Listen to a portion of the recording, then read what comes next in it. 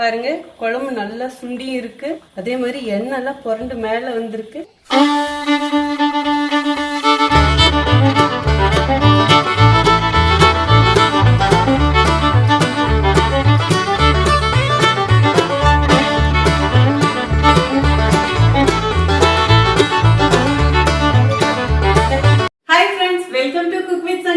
இன்னைக்கு நம்ம பார்க்க போறது அயில மீன் குழம்பும் வறுவலும் செஞ்சு காட்ட போறேன். இந்த மீன் குழம்பை நான் சாதாரணமா செய்ய போறது கிடையாது, ரொம்ப ரொம்ப ஸ்பெஷலா செய்ய போறேன். இந்த மீன் குழம்புல கத்திரிக்காயும் சேர்த்து செய்ய போறேன்.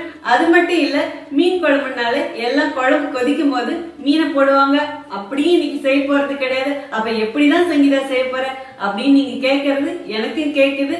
ரொம்ப டிஃப்ரெண்டா இருக்கும், நீங்களே பாருங்க.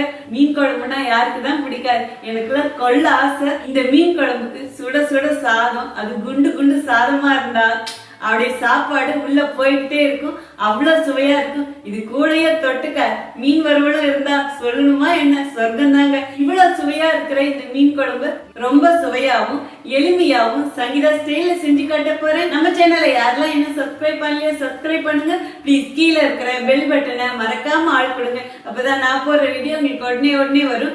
வாங்க இப்ப எப்படி செய்யறதுன்னு பார்க்கலாம். மீன் குழம்பு செய்யறதுக்கு இப்ப தேவையானதெல்லாம் ரெடி பண்ணிக்கலாம். ஒரு மண் பாத்திரம் எடுத்துக்கிட்டேன். சின்ன வெங்காயம் ஒரு கைப்பிடி இந்த மண் சட்டியிலே போட்டுக்கோங்க. சின்ன வெங்காயத்தை முழுசா போட்டுக்கோங்க. மீடியம் சைஸ் 3 தக்காளி கட் பண்ணி வச்சிருக்கேன், அதுவும் போட்டுக்கலாம். இந்த குழம்புக்கு தேவையான அளவு கல் உப்பு போட்டுக்கலாம். நான் 2 டீஸ்பூன் போட்டிருக்கேன். இன்னைக்கு 1 கிலோ அயில மீன்ல தான் குழம்பு வைக்க போறோம், அதுக்கு தகுந்த பொருள் தான் நான் போடுறேன். வெறும் மிளகாய் பொடி 2 டீஸ்பூன் போட்டுக்கலாம். நீங்க உங்க காரத்துக்கு ஏற்ப போட்டுக்கோங்க. குழம்பு மிளகா பொடி இருந்தா நீங்க அதுலயும் செய்யலாம், டேஸ்ட் சூப்பரா இருக்கும். காஷ்மீர் மிளகா பொடி 1 டீஸ்பூன் போட்டுக்கலாம், இது கலருக்காக தான், இதுல இருந்து காரம் வராதுங்க. மஞ்சள் பொடி 1/2 டீஸ்பூன் போட்டுக்கலாம். மல்லித்தூள் 4 டீஸ்பூன் போட்டுக்கலாம். 10 பல்லு பூண்டு தட்டினதும் போட்டுக்கலாம். சின்னதா ஒரு துண்டு இஞ்சி தட்டி வச்சிருக்கேன், அதுவும் போட்டுக்கலாம். 4 பச்சை மிளகா தட்டி வச்சிருக்கேன், அதுவும் போட்டுக்கலாம். நான் எங்கெல்லாம் காரம் போடுறனோ அங்க உங்களுக்கு தகுந்த மாதிரி காரம் போட்டுக்கோங்க. இதை அப்படியே ஒரு பக்கம் எடுத்து வச்சிருங்க. கருவேப்பிலை கொஞ்சம் போட்டுக்கலாங்க. கொத்தமல்லி தழை கொஞ்சம் எடுத்துக்கோங்க, நல்லா காம்போட இருக்கிற மாதிரி. இதை அப்படியே கையிலேயே நல்லா 2-3 கிள்ளி போடுங்க. இந்த மீன் குழம்புக்கு ரொம்ப ஸ்பெஷலான விஷயமே இதுதான். இந்த பொருட்கள் எல்லாம் போட்டு நம்ம இப்ப கையில கரைக்கணும், அப்படியே ஒன்றும் பாதியமா. நல்லா குழம்பு அப்படியே வாசனையாக இருக்கும். இந்த மாதிரி செய்யும் போதும் டேஸ்ட்டும் நல்லா இருக்கும். இதை நல்லா பிசையணுங்கிற அவசியம் கிடையாது, சும்மா அப்படியே ரஃப்பாக ஒரு பிசைஞ்சிக்கிட்டா போதும். வாசங்க அந்த பச்சை மணம், அந்த தக்காளி வெங்காயம், சூப்பர் வாசனை. அந்த கருவேப்பிலை. மீன் குழம்புல எவ்வளோ வகைகள் இருக்குது, ஒவ்வொன்றும் ஒரு டேஸ்ட் கொடுக்கும். நான் செய்கிற இந்த மீன் குழம்புக்கு சின்ன வெங்காயம் ரொம்ப ருசியாக இருக்கும். இந்த அளவுக்கு பிசைஞ்சா போதுங்க. பாருங்க, கத்திரிக்காய் நான் 1/4 கிலோ எடுத்திருக்கேன். குட்டி குட்டி காய் அப்படியே 2ஆ பொளந்து தான் போட்டிருக்கேன். நீங்கள் இந்த கத்திரிக்காயை முன்னாடியே கட் பண்ணக்கூடாது. எப்போ மசாலா கலக்கி முடிக்கிறோமோ அந்த டைமில் தான் இதை உடனே கட் பண்ணி போடணும், இல்லைன்னா கருப்பாயிடும். பாருங்க, நான் நுனியில் இருக்கிற காம்பு மட்டும் எடுத்துட்டு அப்படியே கட் பண்ணி போட்டிருக்கேன். இப்போ எல்லா கத்திரிக்காயும் நம்ம இந்த மசாலாவிலேயே போட்டுடலாம். இப்போ இந்த மசாலாவிலேயே இந்த கத்திரிக்காயும் போட்டு நல்லா மிக்ஸ் பண்ணி கொடுங்க. மீன் குழம்புல கத்திரிக்காய் போட்டு வச்சா அவ்வளோ ருசியாக இருக்கும். உங்ககிட்ட மாங்காய் இருந்ததுன்னா இதிலே கொஞ்சம் மாங்காயும் கட் பண்ணி போட்டு வைங்க, சூப்பராக இருக்கும். மாங்காய் போடுறப்ப புளி மட்டும் கொஞ்சம் கம்மியாக ஊற்றிக்கோங்க. பாருங்க, இந்த அளவுக்கு பிசைஞ்சு கொடுத்தா போதும். மசாலா கலக்கி வச்சுட்டோம். அடுத்தது நம்ம மீனை ரெடி பண்ணிக்கணும். பாருங்க, 1 கிலோ அயில மீன் எடுத்து அது நல்லா நீட்டாக க்ளீன் பண்ணி வச்சுருக்கேன். கல்லுப்பு போட்டு நல்லா வாஷ் பண்ணி எடுத்துக்கோங்க, அப்பதான் அந்த மீன்ல இருக்க கெட்ட வாடெல்லாம் போகும்.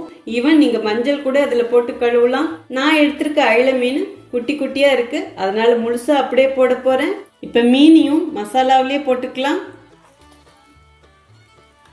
2 டீஸ்பூன் தேங்காய் எண்ணெய் விட்டுக்கலாம். மேல நீங்க ரீஃபைண்ட் ஆயில் கூட விடலாம். இப்ப இது எல்லாத்தையும் ஒன்னா சேர்த்து கலக்குங்க. நல்லா அடியில் இருக்கிற மசாலாவெல்லாம் இப்படி மேலே எடுத்துட்டு வந்து கொடுங்க. இந்த மீனில் மசாலாலாம் அப்படியே இறங்கணும். பாருங்க, எல்லாம் நல்லா மிக்ஸ் பண்ணி கொடுத்துட்டேன். இதை அப்படியே எடுத்து ஒரு பக்கம் வச்சிருங்க. பாருங்க, இந்த குழம்புக்கு தேவையான அளவு நான் புளி எடுத்து ஊற வச்சிருக்கேன். இந்த புளியோட அளவு சின்னதாக 2 எலுமிச்சை சைஸ் எடுத்திருக்கேன். இப்போ இதை நல்லா கரைச்சிக்கோங்க. அதே மாதிரி ஒரு சில புளி நல்லா புளிப்பாக இருக்கும், ஒரு சிலது புளிப்பு கம்மியாக இருக்கும். ஸோ அதனால பார்த்து எடுத்துக்கோங்க. அவ்வளோதாங்க, நல்லா கரைச்சாச்சு. இப்போ இது மீனில் ஊற்றிடலாம்.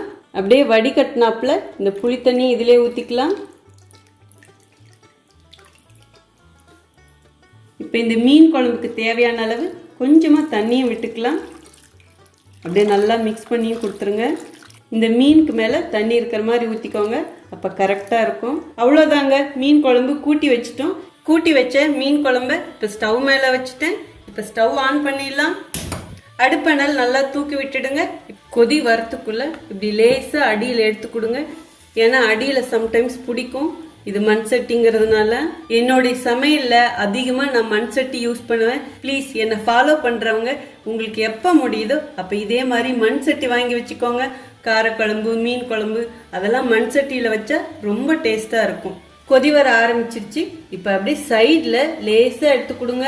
உங்களுக்கு சந்தேகம் வரலாம், என்னடாப்பா இவ எல்லாத்தையும் ஒன்றா போட்டாலே, எல்லாம் இந்த கூட்டி வச்சா குழம்ப கொதிக்க வச்சுட்டு அப்புறம் தானே மீன் போடுவாங்க, மீன் போட்டு 5 நிமிஷத்துலேயே இறக்கிடுவாங்களே, இது எவ்வளோ நேரம் கொதிக்க விடுறது, இப்படி எல்லாம் உங்களுக்கு தோணலாம். ஒன்று அப்படியே ஃபாலோ பண்ணுங்க. இந்த மாதிரி ஒரு மீன் குழம்ப நீங்கள் சுவைச்சிருக்கவே முடியாது, அவ்வளோ டேஸ்ட்டாக இருக்கும். என்னை பொறுத்த வரைக்கும் மீன் போட்டு 5 நிமிஷத்தில் எடுக்கவே கூடாது. அந்த மீன்லேயும் மசாலா இறங்கி இருக்காது. இவ்வளோ நேரம் வெந்தா இந்த மீன் குழஞ்சி போகாதா, உடையாதா அப்படின்னு நீங்கள் கேட்கலாம். கண்டிப்பாக ஆகாது. மீன் ஃப்ரெஷ்ஷாக இருந்தால் மீன் உடையாது.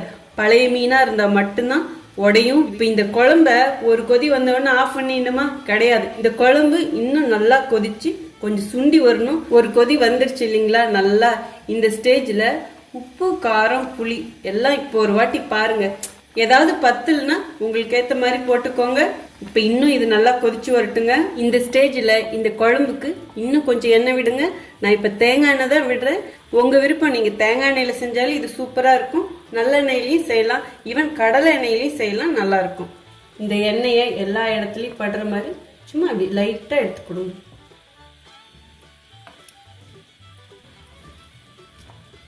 பாருங்க, நல்லா கொதி வந்துருச்சு இல்லைங்களா? இப்போ அடுப்பணல் கம்மி பண்ணி வச்சுட்டு இதை க்ளோஸ் பண்ணிடுங்க. அப்படியே நல்லா கொஞ்சம் சுண்டி சுண்டி வேகட்டும். குழம்பு முன்ன இருந்ததை விட கொஞ்சம் சுண்டிடுச்சு. அப்படியே லைட்டாக எடுத்து கொடுங்க, அடி பிடிக்காம பார்த்துக்கும். அவ்வளோதான். வாசம் சூப்பராக அடிக்குதுங்க. இப்பயே அந்த மீன் குழம்பு வாசம் வந்துருச்சு பாருங்க. இன்னும் கொஞ்சம் இந்த குழம்பு சுண்டணும், காயும் இன்னும் கொஞ்சம் வேகணும். இதே மாதிரி இடையில இடையில எடுத்து பாருங்க. அப்படியே லைட்டாக இப்படி எடுத்து கொடுங்க. இப்போ திரும்பவும் அப்படியே க்ளோஸ் பண்ணி வைங்க. அடுப்பணல் இப்போ ஃபுல்லாக கம்மியில் வச்சுட்டு 5 நிமிஷம் அப்படியே விட்டுடுங்க. பாருங்க, குழம்பு நல்லா சுண்டியும் இருக்கு. அதே மாதிரி எண்ணெய்லாம் புரண்டு மேலே வந்திருக்கு. வாசமும் சூப்பராக வந்துடுச்சு. இந்த அளவுக்கு இருந்தால் போதும். இந்த குழம்புக்கு ஒரு தாளிப்பு கொடுத்துடலாம். இப்போ தாளிப்புக்கு ஸ்டவ் ஆன் பண்ணி ஒரு பாத்திரம் வச்சுட்டேன். இதில் 3 டீஸ்பூன் எண்ணெய் விட்டுக்கலாம். வெந்தயம் 1/2 டீஸ்பூன் போட்டுக்கலாம். அடுப்பணல் கம்மியாக வச்சுக்கோங்க. இந்த வெந்தயம் செவந்துடுச்சுங்க. வெங்காயம் வடகம் கொஞ்சம் போட்டுக்கலாம். வெங்காயம் வடகம் இருந்தால் போடுங்க, அப்படி இல்லைன்னா அதுக்கு பதில் கொஞ்சம் கடுகு போட்டுக்கோங்க. பட் வெங்காயம் வடகம் தாளிச்சா டேஸ்ட்டு சூப்பராக இருக்கும். இதிலே கொஞ்சமாக கருவேப்பிலை போட்டுக்கோங்க. இப்போ எல்லாத்தையும் ஒன்று சேர்த்து கிளறி கொடுங்க. இப்போ ஸ்டவ் ஆஃப் பண்ணிடுங்க. இந்த தாளிப்பை நம்ம மீன் குழம்புல கொட்டிடலாம்.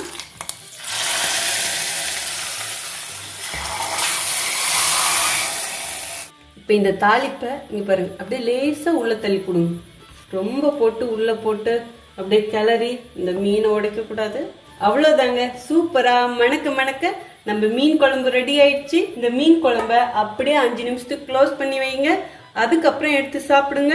மீன் வறுவலுக்கு நம்ம ஒரு மசாலா ரெடி பண்ணிக்கலாம். ஒரு மிக்சி ஜார் எடுத்துக்கோங்க. சின்ன வெங்காயம் 4 போட்டுக்கோங்க. கருவேப்பிலை கொஞ்சம் போட்டுக்கலாம். கொத்தமல்லி இலை 2 கொத்து போட்டுக்கலாங்க. மஞ்சள் பொடி 1/2 டீஸ்பூன் போட்டுக்கலாம். மிளகாத்தூள் 1 டீஸ்பூன் போட்டுக்கலாம். காஷ்மீர் மிளகா பொடி 1 டீஸ்பூன் போட்டுக்கலாம்.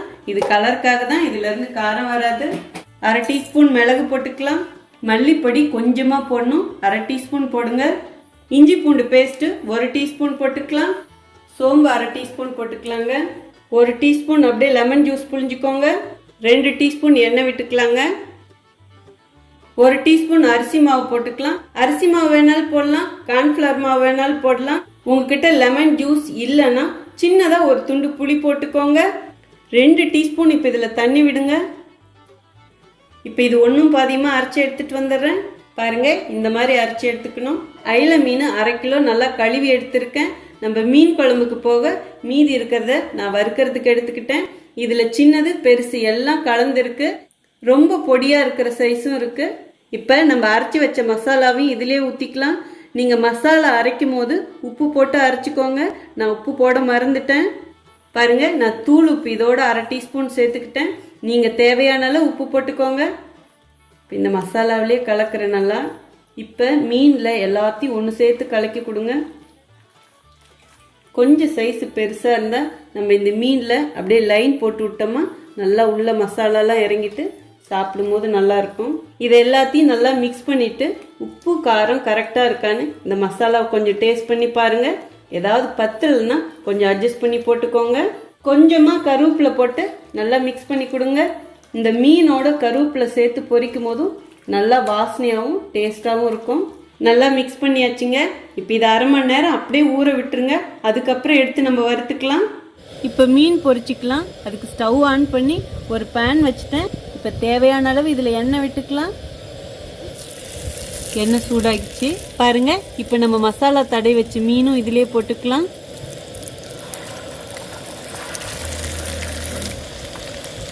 அடுப்பணலை மீடியமாக வச்சு அப்படியே நல்லா வேக விடுங்க. அந்த மசாலா வாசம் சூப்பராக வருதுங்க. இப்போ மீனை திருப்பி கொடுக்கலாங்க.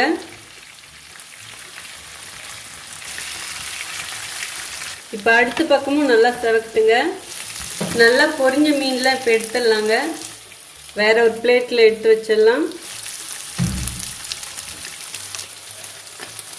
அவ்வளோதாங்க, எல்லா மீனும் ஃப்ரை பண்ணி எடுத்தாச்சு. இப்போ ஸ்டவ் ஆஃப் பண்ணிடலாம். வாங்க எப்படி இருக்குன்னு டேஸ்ட் பார்த்துடலாம். நம்ம சப்ஸ்கிரைபர்ல ஒருத்தவங்க கேட்டிருந்தாங்க, என்ன நீங்க தனியா குழம்பு ஊத்தி சாப்பிடுறீங்க சாப்பாட்டுக்கு பக்கத்துல, சாப்பாட்டு மேல எல்லாம் ஊத்தணும்னாங்க. உங்களுக்காக தான் இன்னைக்கு சாப்பாட்டு மேல மீன் குழம்பு.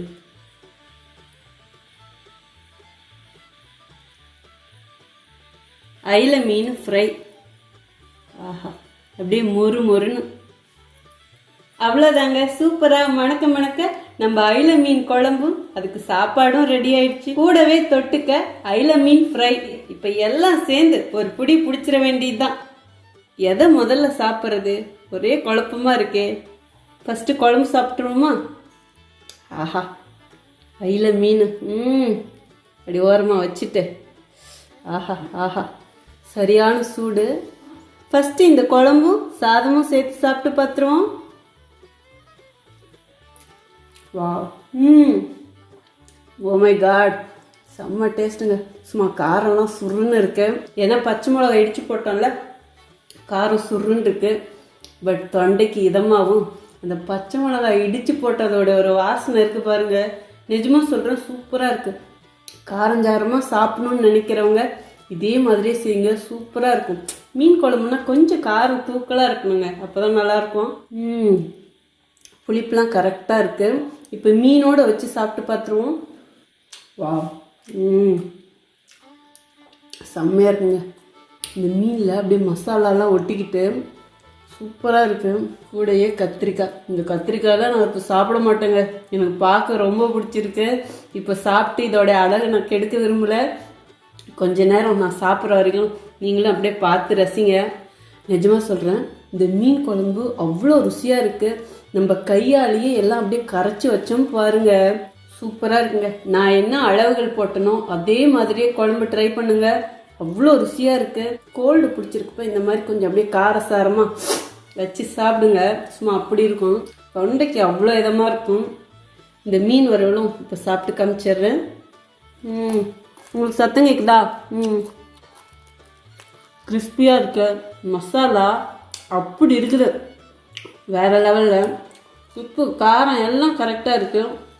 இந்த மீனில் இருக்கிற முள்ளை அப்படியே கடிச்சு சாப்பிட்லாம், அவ்வளோ ருசியாக இருக்குது. பாருங்க, மீன் வறுவலும் மீன் குழம்பும் சாதம் எல்லாம் 3 கூட்டிட்டு சேர்த்து சாப்பிட்டு பார்ப்போம். அபார சுவை. இந்த சாப்பாட்டிலே ரொம்ப ருசியானது எதுன்னு எனக்கு கேட்டால் மீன் குழம்பு தாங்க. மீன் குழம்பு பிடிக்கலன்னு யாருங்க சொல்லுவா? எந்த நாட்டில் எந்த ஊரில் இருந்தாலும் நம்ம சொந்த ஊருக்கு வந்து இந்த மாதிரி ஒரு மீன் குழம்பு சாப்பிட்டாதான் நாக்குக்கு சுவையாக இருக்கும். குக் வித் சங்கீதா ஃபேமிலியில் இருக்கிறவங்க எல்லாரும் ப்ளீஸ் கண்டிப்பா ட்ரை பண்ணி பார்த்துட்டு எப்படி இருக்குன்னு சொல்லிட்டு கமெண்ட் பாக்ஸ்ல சொல்லணும். உங்களுக்கும் இந்த ரெசிபி பிடிச்சிருந்தா ப்ளீஸ் மறக்காம ஃபர்ஸ்ட் ஒரு லைக் கொடுத்துருங்க. ரொம்ப ரொம்ப பிடிச்சதுன்னா உங்க ஃப்ரெண்ட்ஸ் அண்ட் ஃபேமிலிக்கு ஷேர் பண்ணுங்க. நீங்க இது வரைக்கும் எனக்கு கொடுத்துட்டு இருக்க ஆதரவுக்கு ரொம்ப ரொம்ப நன்றி. உங்களுக்கு என்ன ரெசிபி வேணுமோ ப்ளீஸ் அதுவும் கமெண்ட் பாக்ஸ்ல சொல்லுங்க. இதே மாதிரி ஒரு ஸ்பெஷல் வீடியோல உங்களை சந்திக்கிறேன். இப்போ இங்க டைம் நைட் 10:30. உங்க எல்லாருக்கும் இரவு வணக்கம் சொல்லிக்கிறேன். அடுத்த வீடியோல உங்களை சந்திக்கிறேன். See you, bye bye, love you all.